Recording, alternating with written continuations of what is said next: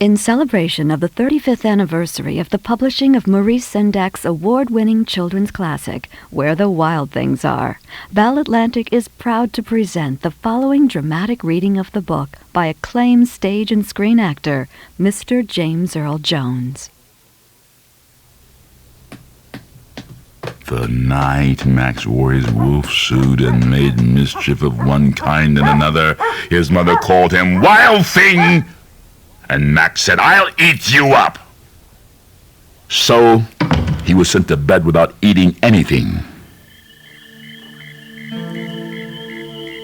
That very night, in Max's room, a forest grew and grew and grew until his ceiling hung with vines, and the walls became the world all around, and an ocean tumbled by with a private boat for Max, and he sailed off through night and day, and in and out of weeks, and almost over a year, to where the wild things are. And when he came to the place where the wild things are, they roared their terrible roars, and gnashed their terrible teeth, and rolled their terrible eyes, and showed their terrible claws, till Max said, "Be still!" and tamed them with the magic trick of staring into all their yellow eyes without blinking once.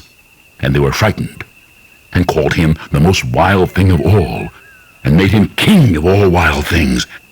"And now," cried Max, "let the wild rumpus start!"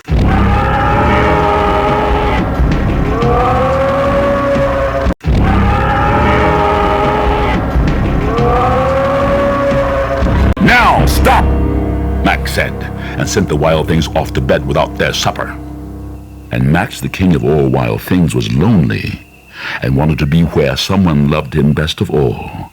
Then all around, from far away across the world, he smelled good things to eat. So he gave up being king of where the wild things are. But the wild things cried, "Oh, please don't go. We'll eat you up. We love you so." And Max said no. The wild things roared their terrible roars, and gnashed their terrible teeth, and rolled their terrible eyes, and showed their terrible claws.